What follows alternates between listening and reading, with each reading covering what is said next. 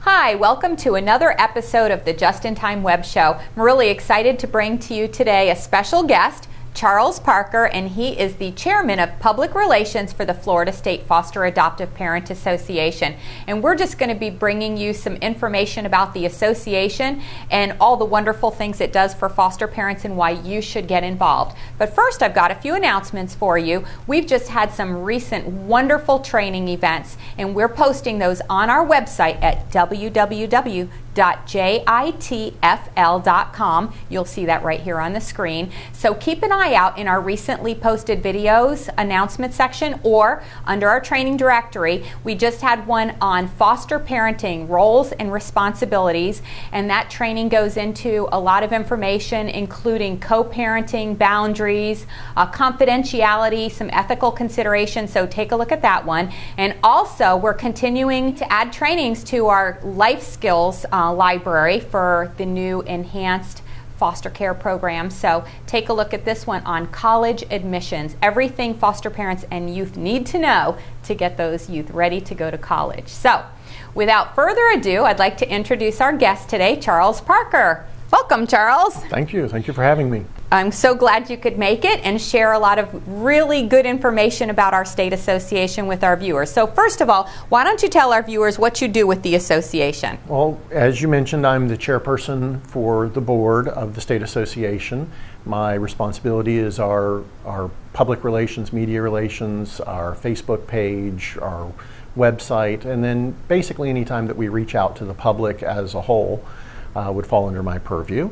I'm relatively new in my position, but hopefully that won't show. I'm relatively new in mine too. So anyway, can you tell our viewers some of the things that the state association does and why they should get involved in the association and how they can get involved in the association? I absolutely will. First, the state association is there primarily to support foster families, adoptive families, and families providing kinship care or even non-relative care. We do this through a number of different functions. Primarily, our support is through the local associations. We have 7 regional vice presidents that are all charged with meeting the local, usually county-based associations at least one time per quarter. That is our goal. Like I say, there's 7 regional VPs, and they're there to help make sure that those organizations can grow, can develop, can reach the people that they need to reach. Also to help train the board members or officers of those organizations, and just to be additional support, because the associations actually do end up gaining when various presidents get together, or learning just from what one organization does well or has success at, and we'll try to replicate that in other areas. We represent our families through our partnerships with the Department of Children and Family Services. We are also on the FCC, or we represented at the Florida Coalition for Children on their board. We are active in our advocacy with the legislature, just so that they are aware of issues that are facing foster families, foster homes, children in care. And we, of course, work closely with a lot of the other programs, such as the Guardian Ad Litem program statewide, and support their advocacy and many of the really solid changes that they've helped make in the program in the last few years. So I would like to say that our involvement with the state association, they're there to advocate for us in Tallahassee and with legislators and through different committees and that. So the more they hear from us and what's going on in our homes, the better prepared they are to speak on our behalf. Absolutely. So I would like to, kind of rally you guys to get involved and to, share your information with our state association so they can advocate for us. Well, and much of what I just rolled through as to what the state association does, those are the things that the typical foster parent won't necessarily see. Mm-hmm. A lot of them are behind the scenes. They may know who the regional vice president is because they'll see them at some of their meetings if they are active in their local association. But one of the big things that we do is we also are committed to providing high quality training at our annual conference, and we provide quarterly mini conferences that actually move around the state of Florida, which I'll segue there. Yeah, when is the next mini conference, Charles? I'm glad you asked. The next conference is actually in Fort Lauderdale. It's on March 15th. It'll be held at the Calvary Chapel on Cypress Creek Road there, and I'm sure that they'll be putting that address and information up. Anything that I talk about today, however, you can also find referenced at floridafapa.org. That's floridafapa.org. And the FAPA stands for Foster and Adoptive Parent Association. In addition to our mini conference, like I said, that will be in Fort Lauderdale, we have an annual conference, and this year we're fortunate to be able to partner with the National Foster Parent Association. They're coming into Orlando in June, and that'll give us an opportunity to bring in, a lot more speakers. We do tend to pull even from out of state. So Charles, what can we expect at this mini conference in March? Well, a lot of the trainings are still, being finalized, but is it like a one-day training? Yes, do we stay overnight? It is a one-day training. We do have a relationship with some hotels in the area so that people that come in from areas further away can stay. But the actual training is, I believe, 9 a.m. to 3 p.m. at the church. We'll have a couple of training sessions in the afternoon. There'll be an association board meeting in the morning. There'll be some announcements and some, larger group, functions earlier in the day. And typically, childcare and lunch. Yes. Childcare and lunch are provided. Yes. If you are interested in attending, I would advise you to go to our website and get the registration form as quickly as possible, because as always, the amount of childcare we can provide is limited by the facility. So get registered as quickly and as early as you can so that we can help you facilitate that. But it's a great way to get your training, Absolutely. to get involved in the estate association by attending a meeting, to meet other foster parents that you might not always have the opportunity to meet, who have a lot of things in common and situations maybe that you're dealing with too. So well, and we find that most of our foster parents and even adoptive parents will face challenges that your coworkers or your neighbors don't always face. And getting together with other foster and adoptive parents, you will get more quality information. You'll be able to mine their knowledge. And if you're running into a problem, by making someone in the state association or your local associations aware, if it's unique enough, we can usually find someone that is either knowledgeable of the situation or has experienced something similar themselves and can help advise you, almost mentor you through that situation. So our associations really are at the root, a support group for foster and adoptive families. Yeah. Absolutely. In addition, like Lora said, most of the CBCs have agreed to count functions like this towards your continuing ed training hours. And if you attend our mini conferences or our annual conference, you rarely have to worry about your education requirements, because you'll pass those numbers very easily. Mm-hmm. So tell us a little bit about the national, our national and state conference that's coming up. That's in June, right? Yes, ma'am. June 5th through 8th in Orlando. It'll be at the Carib Royal Conference Hotel. Sounds fancy. Yeah. Sounds like a mini vacation to me. Carib. A lot of people do. You do take that opportunity. Mm-hmm. The conference this year, we actually have the opportunity to join with the National Foster Parent Association. So it's going to be a joint conference. There will be times where the state association breaks out and is conducting their own business, as well as the National Foster Parent Association happening at the same time. But it also gives us an opportunity to really leverage the quality of the speakers, the quality of the training, and not saying that we don't get really fantastic training at the state level, but with the credibility of the National Association, it definitely multiplies that. And you can always expect, when we have our annual conferences, to see representatives from organizations such as the North American Council on Adoptable Children, potentially the Children's Legal Services Division with DCF. Obviously, leadership with DCF usually makes an appearance. A lot of the, or virtually every CBC attends. There's also a president's meeting for the presidents of the various associations for those individuals to collaborate on ideas, tell them or share with each other what has worked for them and what the challenges they face. It's also an opportunity for those of us that work with the state legislature to kind of warn the associations of what might be coming. So it really is a great communication tool. In fact, I know myself almost 6 years ago, I found myself as the president of the association in Pinellas County. I'd only been a foster parent for a little over a year. I barely knew how to be a foster parent. I find myself leading an organization. At the time we probably had, I think, about 35 families.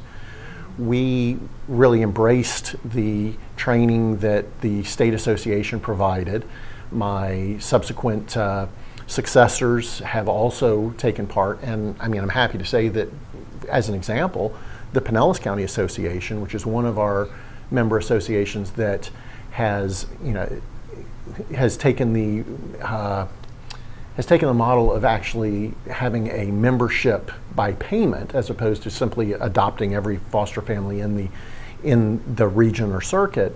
They're representing, I believe it was up to 120 families at this point, which is a huge organization.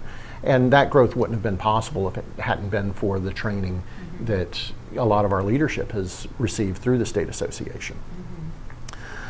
Do you have any other specific questions about the state I was conference? actually wondering, are they going to have any special programs at the state association meeting, or the state education, national education conference for youth, for teens, independent living age? There are specific programs for the teens, specifically with the state association. We have a really great teen and preteen program called Next Gen that has been extremely well received. Again, I would encourage you to go to our website and register as soon as possible because it's a very popular program, and to get the appropriate child care for younger children and to enroll teens in the Next Gen program. So there's child care as well for the younger children available at the conference.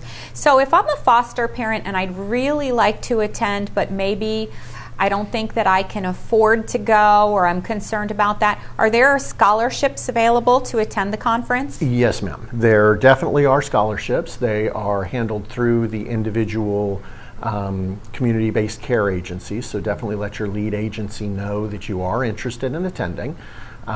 If you don't necessarily get success there, you can always contact our board members and we can try and find out what the status of the local scholarships are. We also are making sure that we have some scholarships dedicated specifically to adoptive families that are no longer foster homes, or perhaps were never foster homes, but adopted children out of the child welfare system. And also we're trying to make sure that we don't forget, we focus on having some families represent kinship care as well. That's fantastic. And that really is part of the way that we continue to work with DCF and make sure that we support support obviously children in care or children that have been in care, and also to further the mission of like say providing quality training to our foster parents. And most of our training is designed in such a way that you'll get some information and some resources that you can go back to your association or even your CBC and share with other foster parents. So. Okay, fantastic. So I know one of the other committees that's been a really big part of the Florida State Association is the FAST team. Do you want to tell our viewers a little bit about FAST and what it does and how maybe they could utilize that service? Absolutely. It was on one of my note cards. I was definitely going to get to it. But the FAST team stands for Foster Allegation Support Team. And anybody that's been a foster parent for any length of time will understand that if you do it long enough, eventually there will be an allegation against your home or someone in your home. It's just one of the realities of what we do. So what the State Association has done is we've taken over a hotline that its purpose is to support homes that are experiencing that. The phone number is 1-800 327-8119, and to kind of help you mnemonically, that's 1-800-FAST-119. We also use an email address, fast@floridafapa.org, floridafapa.org. And what we'll do is, that email address and that phone number are answered around the clock. If you get a voicemail, you'll expect an answer in a very short order. They will very typically kind of talk you through what to expect, the next stage, how things are handled in investigations of foster homes. They will try to kind of assess what the situation is. Obviously, we will not be making judgments, or really we won't be representing you, but we're just kind of coaching you. One of the big reasons is that we want the foster parents to know what to expect next so that there aren't as many surprises.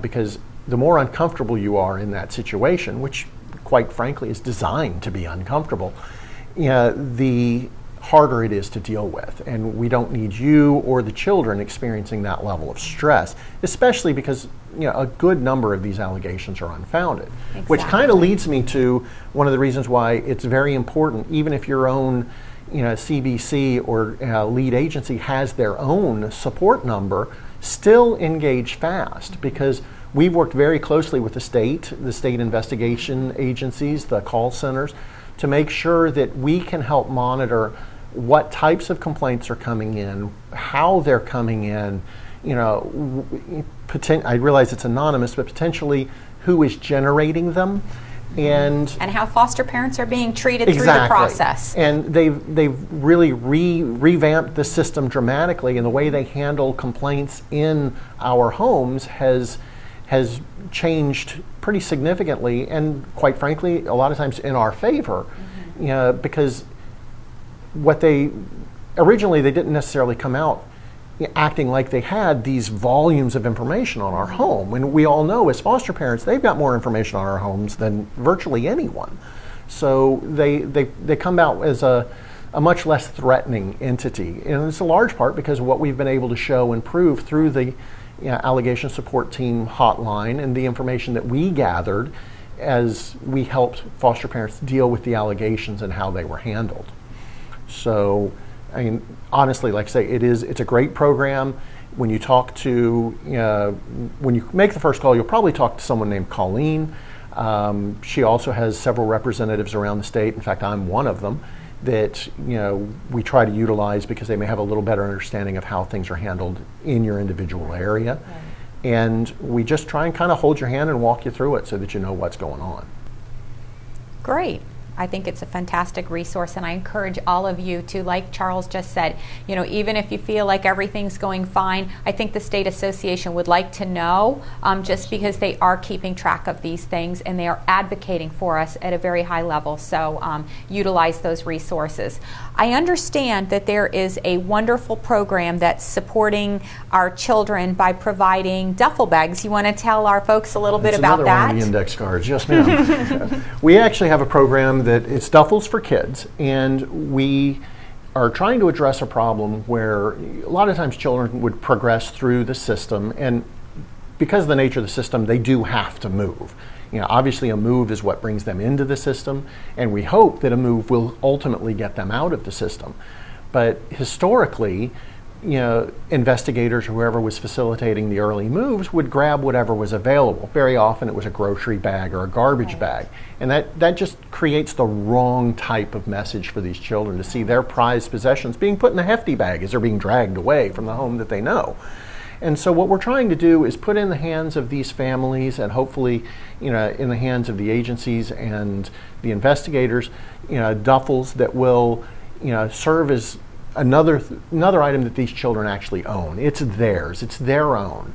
And their things have a place in that. And for children that are experiencing the trauma of removal or even moving from one foster home to another to reunify with siblings, having something that's of their own, some place to keep their things is very important.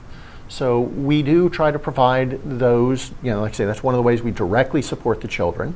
We also actually, to help support that program, we have a Duffels for Kid walk that is going to be one of our fundraising programs, as I said. It'll be held in Miami on May 17th.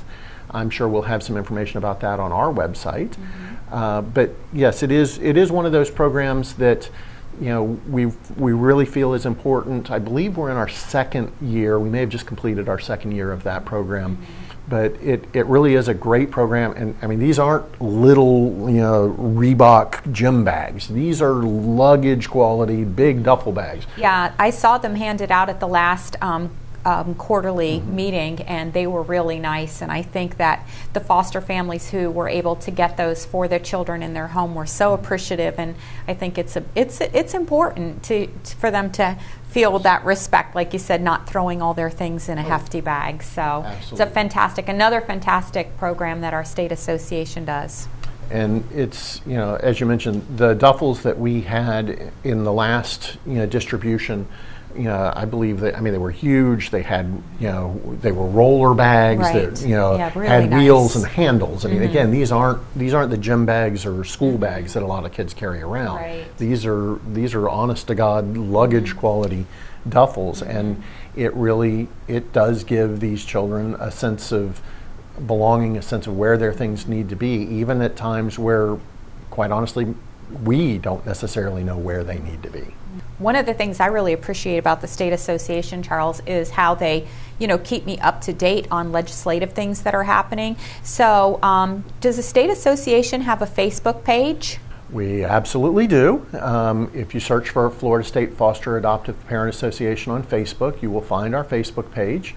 As you get acquainted with that, we also at various times do things to build our mailing list. We do have a constant contact email newsletter that goes out fairly regularly. If we don't have a sign-up opportunity on our website or Facebook page, I'm going to try and make sure that that's something that comes very soon. But we definitely do, as we get information from any number of our partners, be it the Coalition for Children, the Guardian Ad Litem program, things like that. We do try to make sure that our individuals know. We try and make sure that the members know, the member associations know, that our RVPs are taking that information directly to the local associations. So that's another way that folks can stay in touch and become a part of the association. So social Absolutely. media, it's the thing, right? Yeah. So what about other committees that you think our viewers would be interested in? I know you guys have like an adoption committee. We have an adoptions committee for adoptive families, and it doesn't have to be exclusively adopted, but they do try to deal with adoption-related issues. We have other committees that focus on kinship care. Those are actually two of our newer committees, and they're a renewed focus because very often just the amount of issues that we have to deal with, the amount of regulation, the amount, the training requirements, everything that we have to do to maintain our foster licenses as foster parents cause us to kind of focus on the foster parents primarily. And very often the foster parents are the ones with the biggest, most immediate needs. So we are trying to make sure that we don't lose focus on the other families and children that we represent. We've got activities committees that sometimes are focused specifically on specific events, such as our mini conferences and our annual conference. We've got committees that, well, quite honestly, we've got a ton of committees. If there is something that you're interested in, I believe we have a fundraising committee. A lot of the committees right now are, very often one-person committees. So if you are interested in helping, we can definitely use that. We do have a relatively large board that people will step up when committees need manpower, but it's always good to have a diversity of opinions and experience on the committees. If you are interested, all of our committee chairs, regional VPs, and board members are listed on our webpage and our contacts page. You should hopefully see at least one or two names that you recognize. If not, nominate some. So there's foster parent associations all across the state? Yes, ma'am. There are, I apologize, I do not know exactly how many there are. We have them in all kinds of formats, all kinds of conditions. We have some in rural counties, or some that cover 2 or 3 rural counties that may have a little bit less membership, may need a little bit more help and development, may need a little bit more day-to-day assistance in dealing with their issues. But again, the primary reason for a lot of our associations is so that foster parents and adoptive parents don't feel like you're alone in the wilderness. You can reach out to people that are experiencing the same thing. A lot of times we'll see questions pop up on our Facebook page asking, well, how do I deal with this, or who do I need to get to? And it's questions that, like I say, a lot of your coworkers, just because they have children, won't necessarily even face the same types of issues that our families will face. So having that cohesiveness with foster parents, we find, really does increase the successfulness of the homes. It, like I say, it makes some of the hurdles that our agencies in the state and licensing agencies put ahead of us, such as the training requirements. It makes it easier to get over those hurdles, and hopefully makes being a foster parent less of a chore on the administrative end, and we get to spend more time actually doing what most of us became foster parents to do, and that's look after the kids. Right, absolutely. I personally have been very involved in my local association, and I can tell you that I've just made wonderful friends through my involvement, and it's been such a help just to be able to have people to call on when you're having a question or an issue or you need something. Our association developed a Facebook page so people can go on there and say, I need a babysitter, or my child's sick, or I just got a new placement. Does anybody have any girls 2T clothing? And I can tell you, without fail, the need is met within usually minutes. Within minutes. So I can tell you, if I were to say one thing that I've seen recently in the associations, and I encourage, if you guys don't have one locally, but to get together, start a Facebook page with your local group, and just to be able to post those kind of things, it's just been a huge opportunity to communicate those needs and to just be a support network for each other. Well, and if you happen to be in an area where you don't know if you have a local association, you can always contact the state association. We will let you know if there is one near you that is accessible. It doesn't necessarily have to be in your same agency or your same county, even your same circuit. But in the event that you don't, and perhaps you're even interested in trying to start one, that is one of the missions of the association. Absolutely. The care, feeding, grooming, and development of our associations, because they're our front line when it comes to dealing with the issues in our communities. So and like I said, I utilized the association years ago to help figure out what my association needed to do, how I could be an appropriate leader for the association, and like I say, it's a point of pride for me that our association is actually quite large and doing some incredible stuff right now. And there are several throughout the state, I think, that are just doing wonderful things and putting on wonderful events and programs for our kids. So I just want to encourage you all again to get involved, and it does make such a huge difference in your local CBC, because this is the voice that's advocating for you, and also at a statewide level. So I think it's a fantastic. So thank you so much. We're almost out of time here. Do you have any last minute things on your note cards that you want to add? I believe I've covered all my note cards. If not, I'm sure one of my board members will let me know what I missed. Thank you very much.